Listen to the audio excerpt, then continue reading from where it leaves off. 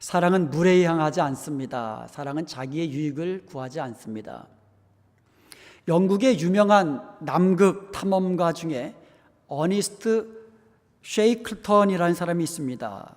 이 쉐이클턴은 1914년 12월 5일 27명의 대원들과 함께 인디어런스 호를 타고 탐험에 나섰다가 거대한 남극의 빙하에 갇히고 결국 배는 침몰하게 되었습니다.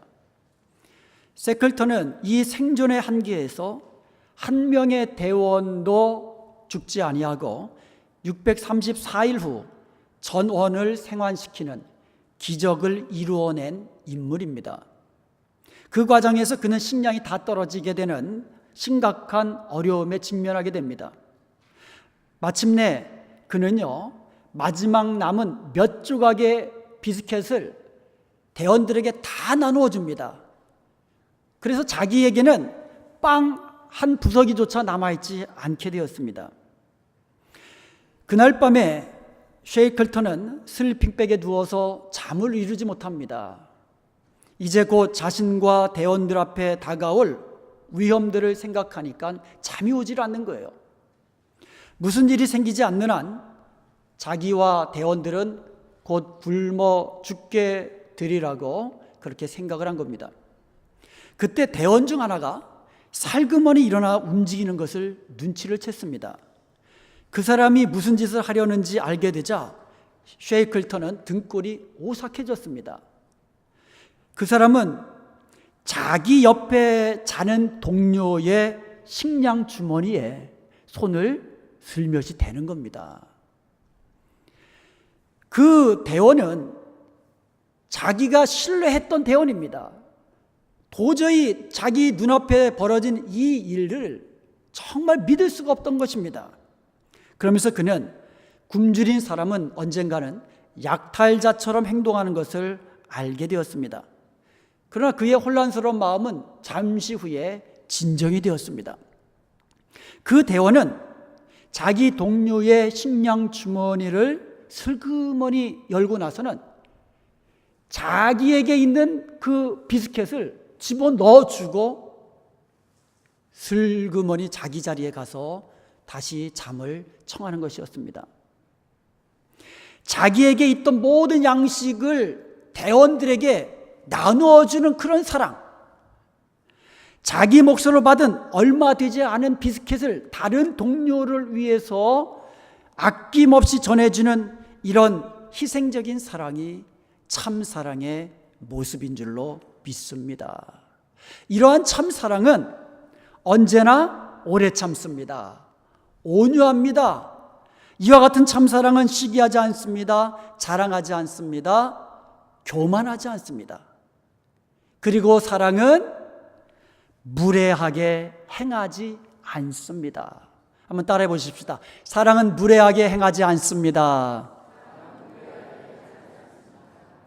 여기서 무례히 행한다는 말의 원어는 아스케모네오랍니다. 예의 없이, 버릇 없이 행한다는 뜻입니다. 수치스럽고 비열하게 행동하는 뜻이 담겨져 있습니다. 무례하다는 것은 상대방의 감정과 의사나 어떤 형편을 전혀 고려하지 않고 내 기분, 내 감정대로, 한마디로 말하면 제멋대로 행하는 것이에요. 이게 무례히 행하는 것입니다. 나 좀 그만이지, 내 마음대로 살면 된다. 이것이 요즘 세대입니다. 요즘 세상이 전부 다 나 중심 아닙니까? 나 편하면 되지, 내 보기에 좋으면 되지. 사사기서 17장 6절에 보면 사람마다 자기 소견에 옳은 대로 행하였다라 말씀하고 있습니다. 사사기서 21장 25절에도 보면 사람이 자기의 소견에 옳은 대로 행하였다라 이렇게 말씀하고 있습니다. 성경에 보면은요, 사사시대가 바로 사람들이 모두 다 제멋대로 살았던 세대예요. 그 결과 별의별 일들이 다 일어납니다. 사사시대에 백성들은 산당을 짓고 우상을 숭배합니다. 심지어 개인 집에다가 개인 산당을 지어놓고는 가난한 레위인을 사가지고는 자기 개인 제사장으로 삼습니다. 이런 일들도 벌어집니다. 한 번은 레위인이 첩을 드립니다. 그런데 그 첩이 행음을 합니다. 그러다가는 자기 부모님 집으로 돌아가 버립니다. 그 레위인이 그 집으로 찾아가가지고는 다시 그 첩을 데리고 옵니다. 완전히 제멋대로지요. 그 레위인이 첩을 찾아가지고 오는 길에 어두워지니까 베냐민 지파에 속한 기드온이 기브아라는 곳에 머무를 때에 동네의 불량배들이, 속된 말로 이제 깡패들이죠, 건달들이죠. 그 사람들이 그 집을 에워쌉니다. 그리고는 그 레위 사람을 내놓으라는 겁니다. 첩이 아니고. 무슨 말입니까? 남자들끼리 지금 성관계 하겠다는 뜻이에요. 완전히 제멋대로입니다. 일이 이렇게 되니까, 상황이 아주 위급해지니까 그 레위인이 재빠르게 그 첩을 밖에다가 내놓습니다. 그 불량배들은 그 여자를 밤새도록 그 여자를 능욕합니다. 날이 새자 그 여인은 묵었던 그 집으로 돌아왔는데 죽은 채로 발견이 된 겁니다. 이 레위는 그 죽은 그 첩을 싣고는 고향으로 돌아와 가지고는 시신을 잘라요. 그리고는 이스라엘의 각 지파에게 보내면서 자초지종을 다 설명합니다. 그랬더니 온 이스라엘이 분노한 거예요. 다 모여가지고는 베냐민을 쳐서 베냐민 사람들을 죽이기로 결정을 한 겁니다. 그래가지고 11지파와 그 베냐민 지파와의 동족상잔의 전쟁이 벌어진 겁니다. 베냐민 한 지파와 11 이스라엘 지파가 싸우면 누가 이길 것 같아요? 당연히 이스라엘의 11지파가 이겨야 되죠. 근데 막상 전쟁하고 나니까는 베냐민 사람들이 이긴 거예요. 22,000명이 죽었습니다. 그러니까 이 이스라엘 백성들이 하나님께 묻습니다. 하나님, 내일 베냐민 지파와 또 싸우러 갈까요, 말까요? 그러니까 하나님이 대답해 주십니다. 내일 또 싸우러 가라. 그러니까는 이 이스라엘 백성들이 또 베냐민하고 싸웁니다. 그랬더니 이게 웬일입니까? 또 이스라엘 사람들이 또 진 거예요. 이번에는 18,000명이 죽습니다. 그러니까 이스라엘 백성들이 이번에는 하나님께 제사를 드립니다. 그리고 또 묻습니다. 하나님, 내일은 또 싸우러 갈까요, 말까요? 그러니까 하나님이 이번에 또 대답해 주십니다. 내일도 싸우러 가라. 이번에는 승리케 해주겠다. 그래서 그 다음날 베냐민 지파가 싸움이 붙었는데 대승을 거둡니다. 근데 이번에는요, 그 성읍까지 다 쳐들어가 가지고는 닥치는 대로 그냥 다 죽여버립니다. 그래서 베냐민 지파가 몰살당한 위기까지 처하게 됩니다. 가만히 보세요. 가만히 보면 하나님께서 자기 소견에 옳은 대로 행하는 이스라엘 백성들, 베냐민 지파를 전부 다 양쪽을 다 칼로서 지금 징계하시는 거예요. 베냐민 지파를 들어서 이스라엘을 징계하시고, 또 이스라엘을 들어서 베냐민을 징계하시고, 양쪽 다 징계하시는 거예요. 왜요? 제멋대로 살았거든요. 오늘날도 사람들이 자기 소견에 옳은 대로 살고 있습니다. 자기가 보기에 좋으면 그게 옳은 거라는 겁니다. 진리가 뭡니까? 내가 보기에 좋으면 그것이 진리라는 겁니다. 내가 하고 싶은 대로 행하는 거, 그게 옳은 거라는 거예요.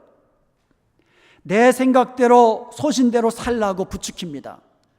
나의 감정에 충실하라고 그렇게 살라고 이야기합니다.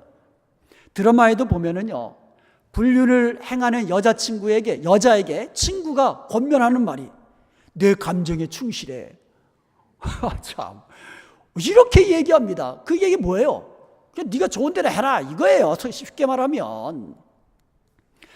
요즘 한국 사회에 보면 갑질이라는 말이 유행하고 있습니다. 우리 딸아이도 갑질이라는 말을 알더라고요. 갑질하면은 2015년도에 한국을 한동안 시끄럽게 했던 땅콩 회왕이라는 말이 떠올라집니다. 대한항공의 부사장이면서 오너의 딸이요 승무원에게 온갖 욕설을 하고 폭행을 합니다. 그리고 사무장을 그 자리에서 비행기에서 내리도록 그렇게 쫓아냈습니다.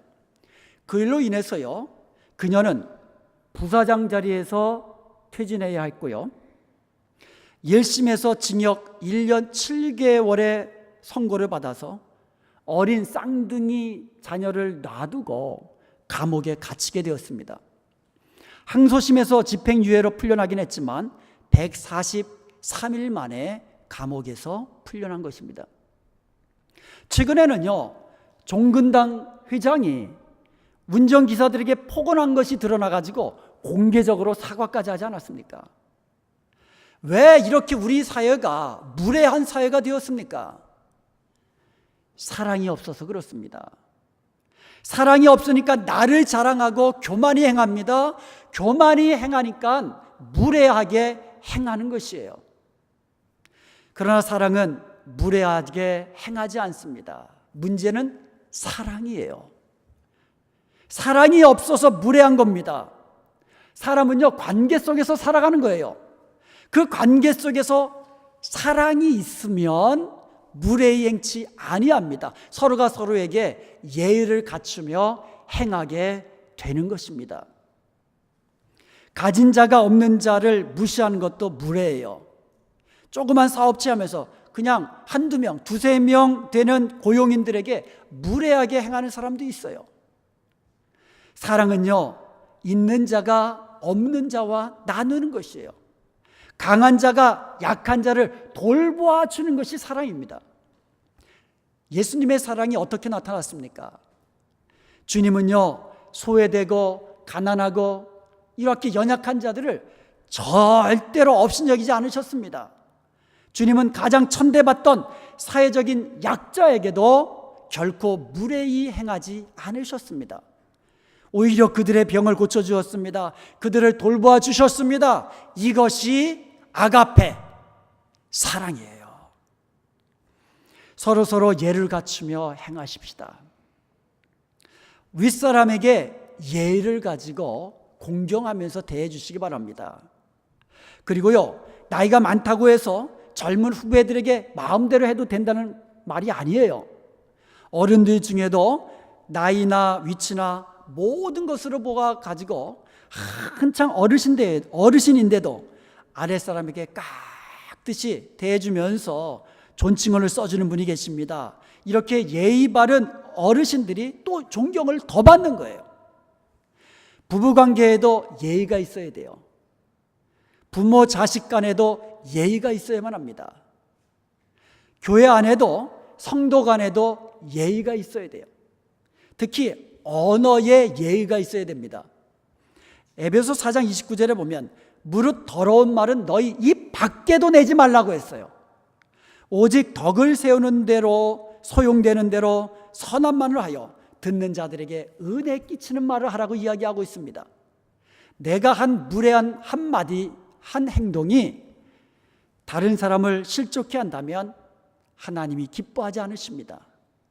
자기보다 나이가 어리다고 해서 부하 직원이라고 해서 무례하게 함부로 말해서는 안 되는 것입니다. 사람 안에는 하나님의 형상이 담겨져 있어요. 사람을 하나님의 형상대로 지음받았습니다. 그리고 사람은요 하나님의 아들 그리스도 예수께서 그들을 위하여 대속의 죽음을 죽으실 정도로 한 사람 한 사람이 존귀한 사람들입니다. 이러한 사람들의 가치를 우리가 인정할 때에 우리는 서로 예의를 갖추고 존중해 줄 수가 있습니다. 한번 여러분 옆에 분들 한번 보세요. 사랑의 눈길을 한번 보시기 바랍니다. 얼마나 아름다우십니다. 얼마나 아름다우십니까? 얼마나 존귀한 하나님의 형상입니까? 저는 우리 성가대 오늘 이 찬양하는데 한 분 한 분을 보니까 너무 예쁘고 핸섬하더라고요. 얼마나 여러분 못 느끼셨어요? 여러분 옆에 있는 분 한번 얼굴을 보세요. 여러분 사랑의 눈길을 보면 얼마나 아름답고 존귀한지 모릅니다. 그런 분들에 대하여 무례히 행할 수 있겠습니까? 사랑은 무례히 행하지 않는 것입니다. 여러분 우리가 서로 사랑하십시다. 사랑은 말로만 행하는 것이 말로만 하는 것이 아닙니다. 내게 모든 것을 행할 수 있는 자유가 있다 할지라도 서로가 서로에게 무례히 행하지 아니하는 이런 사랑으로 서로 사랑할 수 있기를 주님의 이름으로 축원드립니다. 사랑은 또한 자기의 유익을 구하지 아니한다고 했습니다. 자기의 유익을 구하지 않는다. 고린도전서 10장 24절에 보면 누구든지 자기의 유익을 구하지 말고 남의 유익을 구하라고 이렇게 되어 있습니다. 여기에 유익이라는 단어의 헬라어가 영어로 더에 해당하는 정관사에 해당하는 호라는 단어입니다. 그래서 자기의 유익이라는 이와 같은 말은 자기의 것으로 번역이 되어질 수 있습니다. 사랑은 자기 것을 구하지 않는다는 거예요. 내 것 구하지 않는다는 겁니다. 다른 사람의 것을 구한다라는 그와 같은 뜻입니다.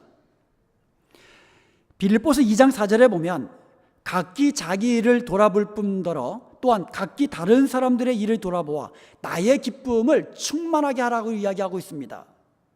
자기 일만 돌아보지 말고 다른 사람의 일도 좀 돌아보라는 겁니다. 사랑으로.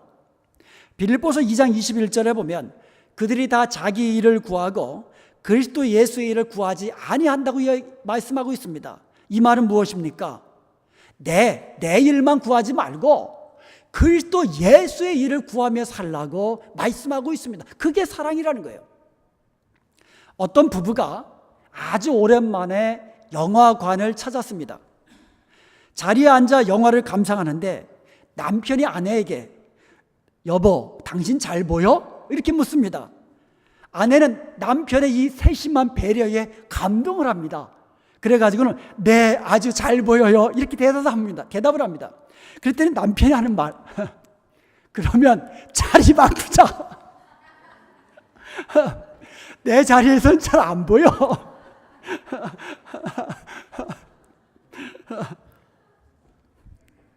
그런 남편 안 계시죠? 사람은 모두 다 인정하기는 싫겠지만 다 이기적인 그런 성향이 있어요. 나 중심으로 생각하고 나 중심으로 행하는 이기적인 면을 모두 다 가지고 있습니다. 한국에 아주 유명한 말이 있습니다. 내노람불. 발음도 좀 이상한데 내노람불. 아주 정치권에도 유명한 말이에요. 빗나간 그릇된 사랑을 해도 내가 하면 내가 하면 로맨스, 내노, 남이 하면 남, 불륜. 그래서 내노람불이라고 합니다. 이게 자기중심적인 사람의 아주 전형적인 단어예요. 내가 타협하면 양보고 남이 타협하면 야합이고 내가 한 우물을 파면 전문가고 다른 사람이 한 우물을 파면 우물한 개구리고 내가 검은 피부면 야성적이고 다른 사람이 검은 피부면 야만적이고 이렇게 나와 남을 다른 거예요. 내가 하는 거하고 다른 사람이 하는 거하고. 심리학자들이 사람의 심리 상태를 점검하는 방법 중에 특정한 사람이 일정한 시간에 대화나 이제 글을 쓸 때에도 일정한 길이의 문장에서 나라는 단어가 얼마나 자주 쓰이는가를 조사하는 방법이 있습니다.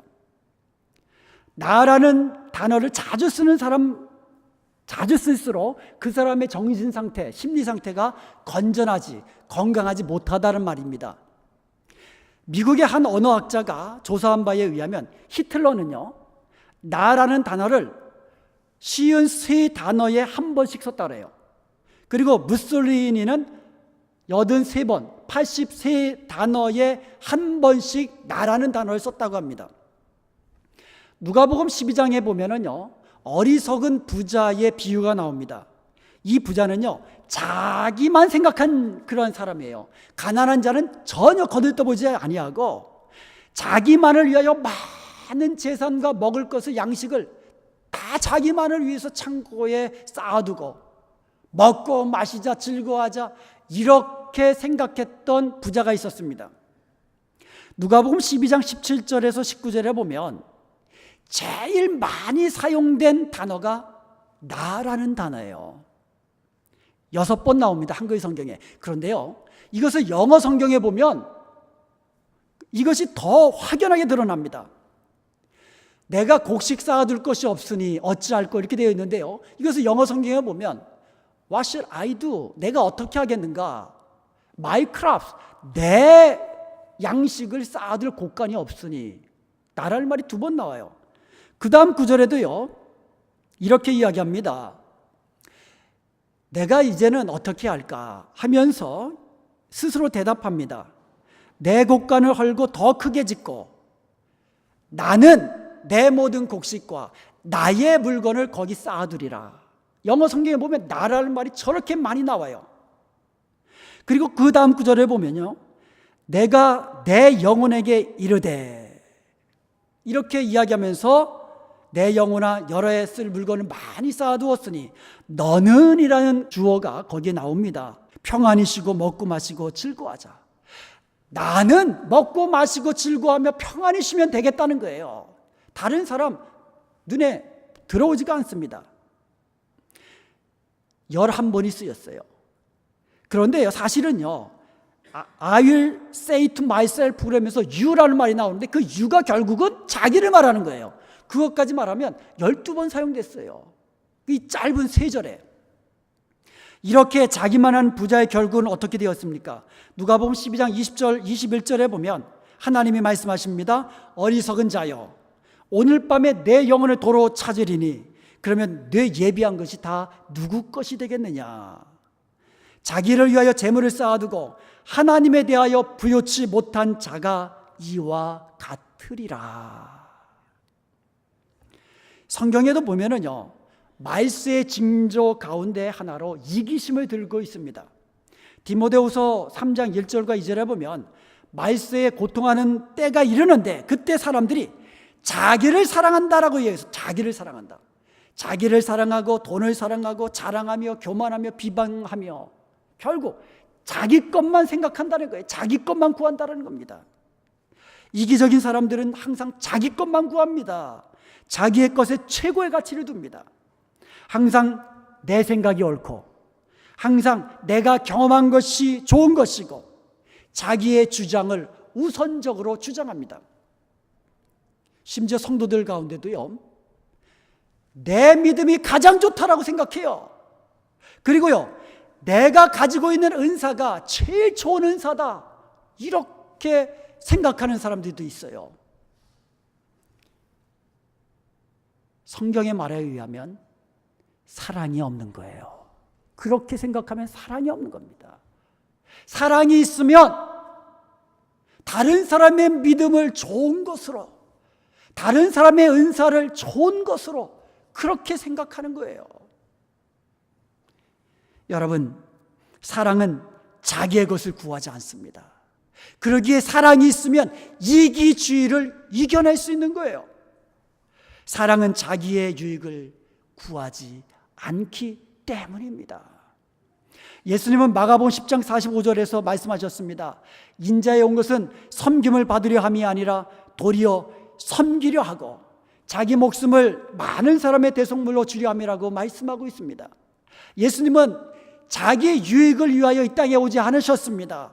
예수님이 이 땅에 오신 것은 다 다른 사람, 우리 모든 인간의 유익을 위해서, 인간의 구원을 위해서 이 땅에 오신 것을 믿으시기를 축원드립니다.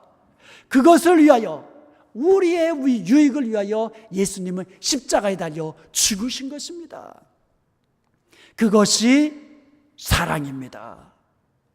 그 사랑의 열매로서 이 땅에 우리 인간들의 구원의 열매가 맺혀진 줄로 믿습니다. 여러분, 내게 있는 것 중에 나의 것이 무엇입니까? 내게 있는 물질이 나의 것입니까? 성경에 보면 모든 것을 다 너에게 주었다라고 이야기합니다. 그래서 11조가 무엇입니까? 하나님이 나에게 열을 주셨습니다. 이것을 믿음으로 고백하고 그 중에 하나를 구별해서 하나님께 드리는 것이 11조입니다. 시간, 내게 있는 시간, 이게 나의 것입니까? 내게 있는 시간도 하나님께서 주신 것입니다. 내 생명 하나님께서 주신 것이에요. 하나님께서 주신 생명만큼 우리는 살아가는 것입니다. 한 주의 일주일을 하나님께서 다 우리에게 주신 거예요. 근데 그 중에 하루는 하나님께서 내 것이기 때문에 나에게 온전히 드려라고 말씀하십니다. 그것이 주일입니다. 예수님께서 말씀하셨습니다. 내가 안식일의 주인이다. 그러므로 우리가 지키는 주일은, 주일의 주인은 예수님인 것을 믿으시기를 축원드립니다. 그렇기 때문에 우리는 주일을 구별해서 즐겁게 예배하며 주님 안에서 안식하며 주일을 지켜야 되는 것입니다. 시간이 내 것이라고 생각하기 때문에 우리는 금요일에 예배 드리는 것도 아깝게 드려지고, 주일날 온전히 하루를 다 드리는 것이 아깝게 여겨지는 것이 시간이 내 것이라고 생각하기 때문인 것입니다. 그렇다면 내 몸은 나의 것입니까? 내 몸도 하나님이 주신 것입니다. 하나님의 것입니다.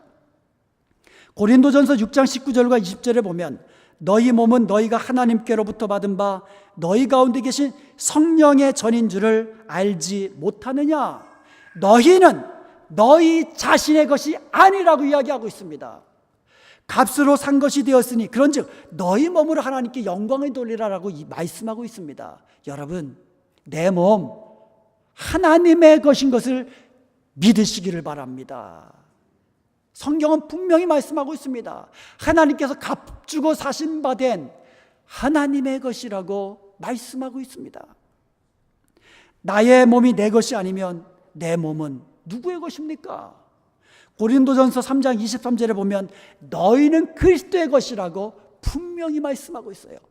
그리스도께서 십자가로 그 우리의 죄값을 치르시고 우리를 사셨기 때문에 이제 우리의 몸은 내 것이 아니라 그리스도 것이라고 분명히 말씀하고 있는 것입니다. 많은 사람들이 술과 담배로, 마약으로 자기 몸을 망칩니다.